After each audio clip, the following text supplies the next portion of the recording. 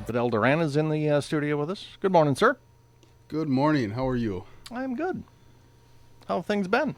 Oh, been really good. Can't complain. Well, I could, Well, but I don't think anybody listened. We can. Let's rewind. I'd asked you when you walked in the studio, like, when was the last time we were here? Was it before or after the storm? We've determined that we think it was before. What has been the state's response, state's reaction, other legislators' response to what happened here?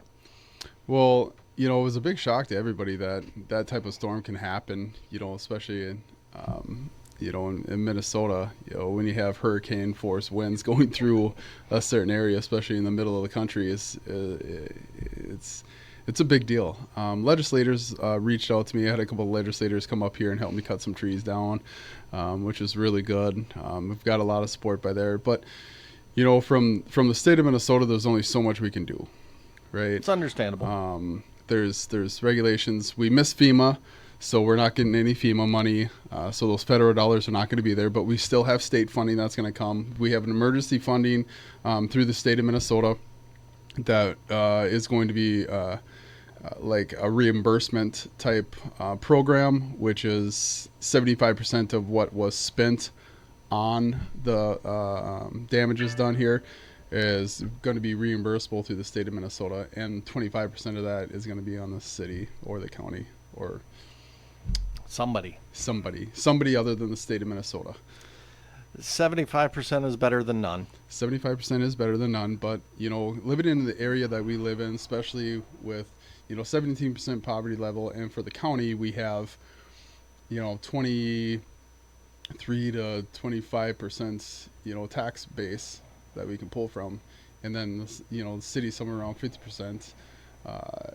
We don't have a lot to pull from, so a very small portion of the community is going to be on the hook for a very, very, very large amount of money. So I'm going to be looking to hopefully write legislation that we can get 100% of this back. I'm working on it right now, but it's going to be hard. We got to be able to get it through this session with all the rest of the stuff that everybody wants to get through, and but I'll be fighting for it. There is a perception that outstate Minnesota tends to have to fend for themselves when it comes to bonding bills, what have you. There is a lot of stuff that needs to be done, has needed to be done for a long time. Buildings at BSU, they're old. Mm-hmm. They've wanted to, get bonding money for new stuff. It hasn't gone through. How big of a fight is fighting for outstate Minnesota?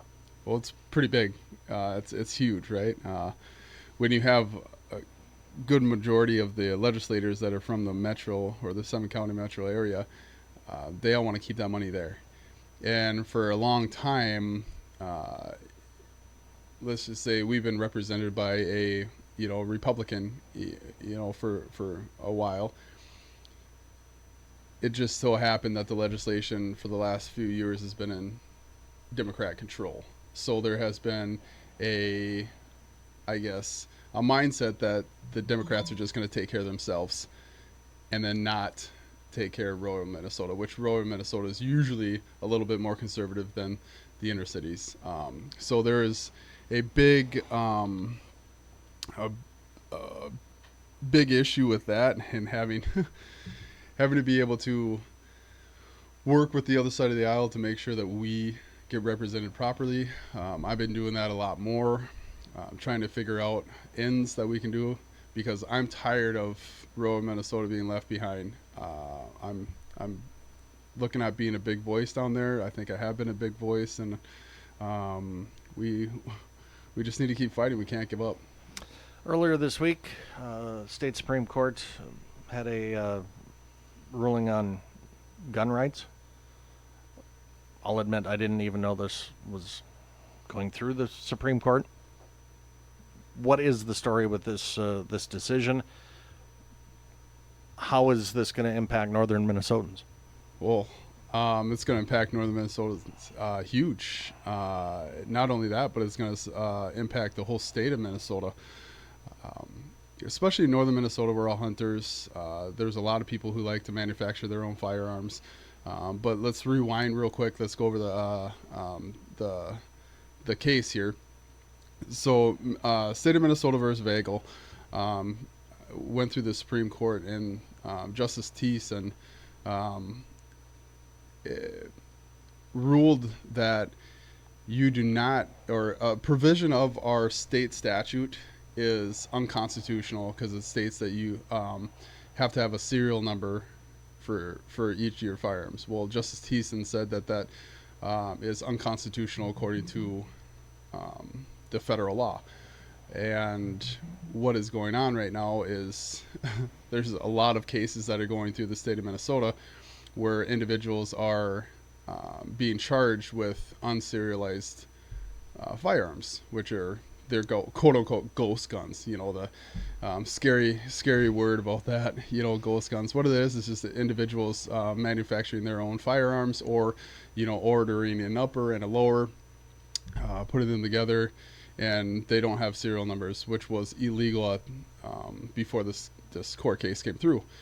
Well, when the Supreme Court came down and said it's unconstitutional, that all changed now. Now that you're capable of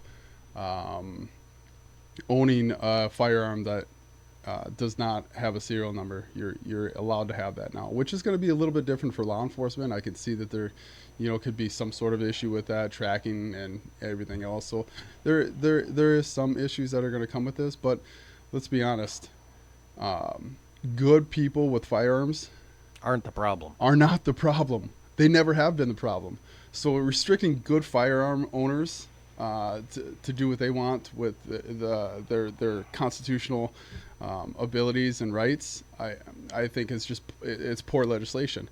And I believe that legislators will be coming really hard this session for gun rights and gun control with this serial number.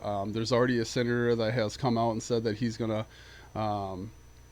fight for gun control, get these serial numbers back in there. He's going to be hit with some pretty hard resistance, especially from me and some of the people that I've been talking to. We're lining up some good legislation to combat whatever they want to push up or just stop whatever they want to do. And this is a Democrat senator that's wanting to push more gun control. I might be speaking out of line here, but I don't think that I am. I think the general public's biggest problem with state government is how can the state legislature pass a bill that's unconstitutional? Oh man. I've been asking myself that for a long time. It's because we as a state legislation sometimes forget that we're working for the people. So we work for the people don't work for us. So we have to make sure that we are paying attention to logic. And sometimes I think a lot of legislators want to legislate on feeling instead of actual logic and constitution. I'm a very much so less Second Amendment right, or less Second Amendment gun control measures. I am very much so more of a and you have a law enforcement background. Yes, and I'm very much so free the firearms for the good people. And I just believe in bad things are not going to happen when you have good people with firearms. And well, bad things will still happen, but not from that particular segment of people. Yes, but they can be stopped. What happens when you when something bad happens? You call someone with a firearm to go to that incident, right? So you're calling law enforcement. What's the difference? And there's some very, very good people out there with firearms that are doing everything they should be. They're following the law. They're locking their firearms up like they should be. They're taking care of everything.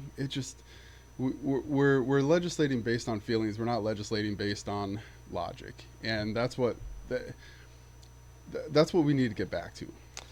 From everything that you have heard, are you anticipating this particular case to move forward, perhaps to the federal Supreme Court, or is this issue done? I believe this issue's done. Yep, this is they're going to try to change. Well, at least for the state of Minnesota, they're going to try to change state law, which they're going to be hit with some very hard resistance from us. So, well, if they decide they're going to try to change the law, let's try to make it be constitutional and not unconstitutional. You also sent out a press release earlier this week, and I'll admit it got this issue back on my radar because it had been off of it for a while. The State Family Leave Act starts in January. yes. What, 10 weeks per person, 20 weeks per family? Yep.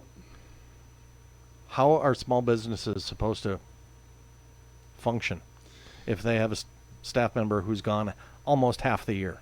Remember when I said that we're doing legislation based on feelings instead of logic?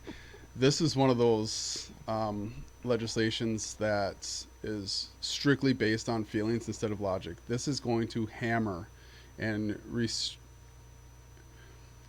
this is going to be a game changer for businesses. And this is the reason why I sent out a press release, just to make sure that people are thinking about this. But not only that, but I want people to be educated on what's going on here.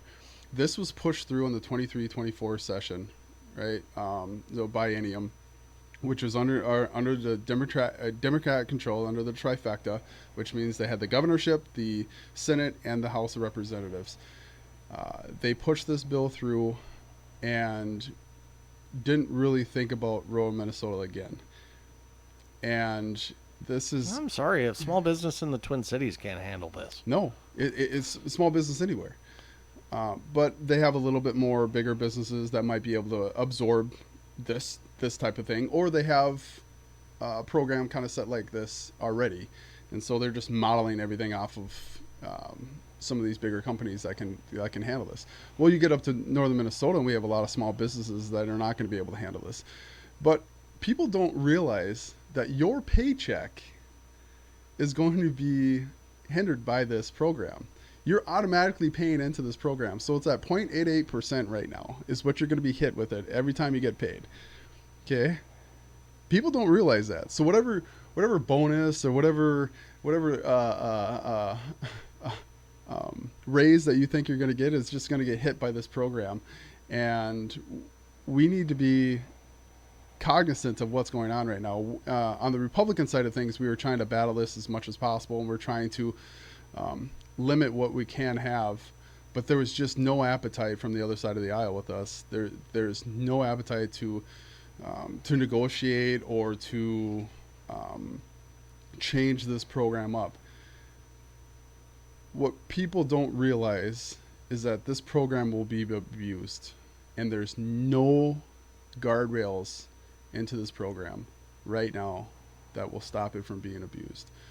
And that is one of the scariest things. Also, it's almost like it's the state of Minnesota coming into your business, telling you how to do things, allowing your individuals to take leave based on the state instead of what you can offer. That is completely wrong. That's terrible. And again, here we go. We're based on personal feelings instead of actual logic, because when the state of Minnesota takes over your own business, I don't think we're free at this point in time. I think we're turning in. This is something more nefarious. This is something that we're moving on into a different realm, because right now the state of Minnesota is literally saying that you cannot tell this person that they can't go on leave. That is bad. How many other states have something like this? I believe we're the only one. We're not following California's lead on this? Oh, California, any of those states, they try to push this type of program, but they pull it all back because they failed. But the state of Minnesota thinks that we can do things better, which means we're just trying to find a way to make things work. We're trying to put the square into a round peg, at this point in time, which is terrible. Do you have any good news for us? Well, we're still chugging. We're still fighting for it. I want everybody to know that,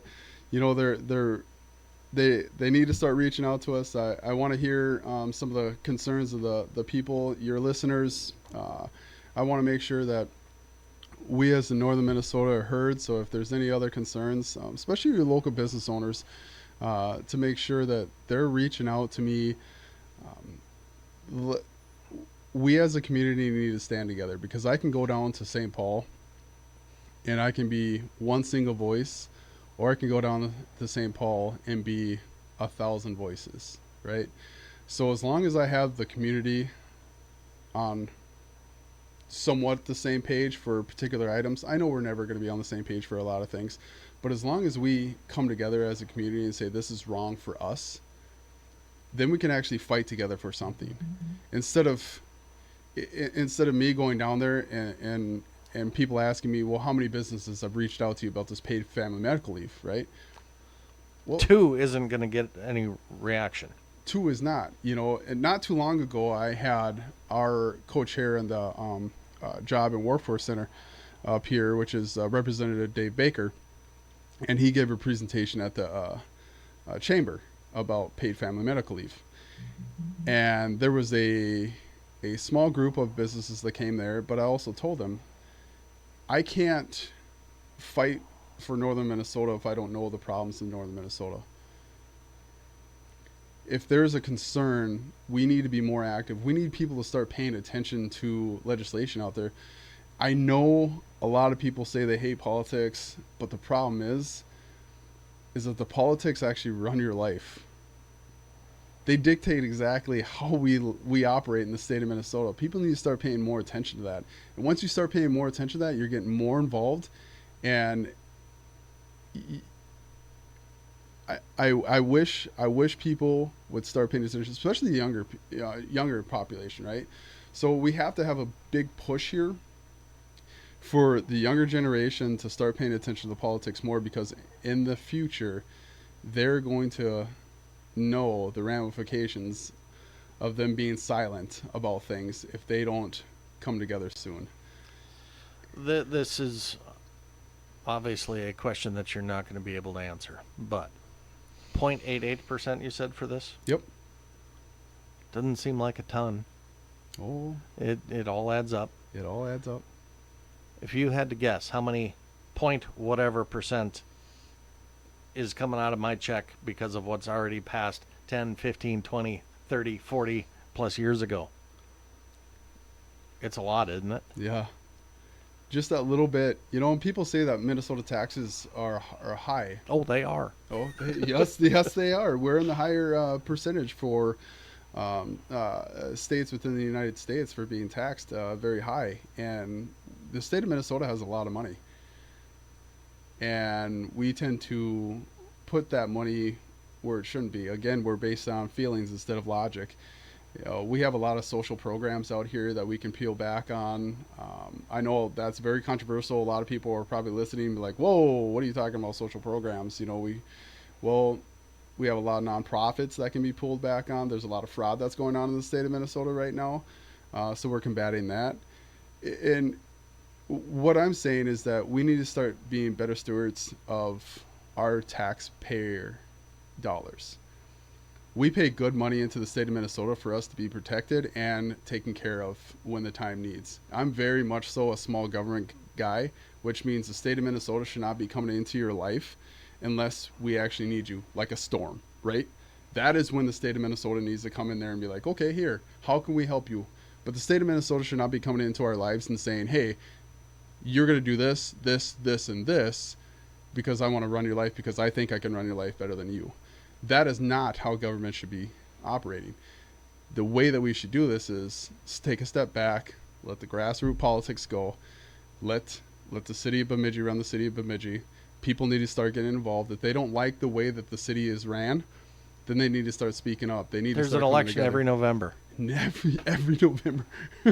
just if there's one plea to your listeners that we can finally get out there, is start paying attention to your local politics.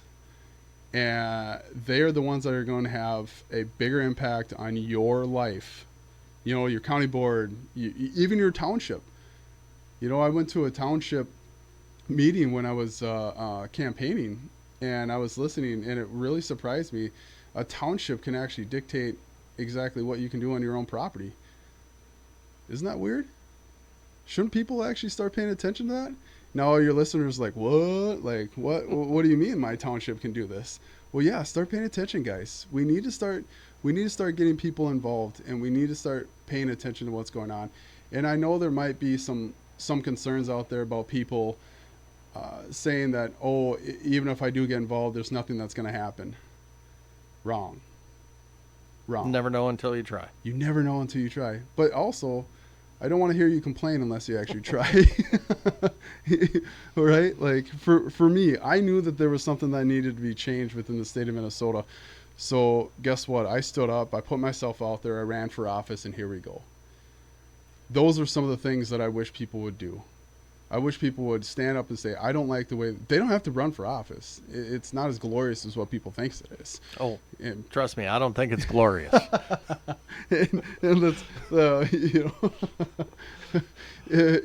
So, I just wish people would start paying attention a little bit more. Because if we start being proactive instead of reactive to laws, it's a lot better to adjust them or change them or stop them, instead of being, once they're in place, now we have to figure this out. Paid family medical leave is a huge thing, right? No one paid attention. No one knows about this. Hey, I guarantee you there's businesses out there right now that have no idea that this is coming, and that they're just going to be looking around when it hits, and they're going to be like, what? And then they're going to be calling everybody else. They're going to be calling the city. They're going to be calling the county. They're going to be calling me. They're going to be putting letters out there like, we can't handle this. Well, no, we can't. So we have to be a little bit more proactive on what we're doing and making sure that we're sticking together as a community to fight for the right things up in northern Minnesota. You know, I'm a state legislator. I need to be making laws for the whole state of Minnesota, but I'm taking care of rural Minnesota, especially our area, first. That is my job. You guys elected me to do this, and that's the whole goal of it. And how can people get a hold of you and voice their concerns? Well, you can go to, the easiest way is just the Google my name and just Google MN House Representative 2A Bidel Duran, and it'll bring you right to my deal. Otherwise, my email is rep.bidel.duran@house.mn.gov. That's a good way for really good communication. Otherwise, telephone number 218-407-5086. That's another way you guys can get a hold of me. But get people involved. Keep pushing people. Let's come together as a community. Bidel, thank you much. Thank you very much.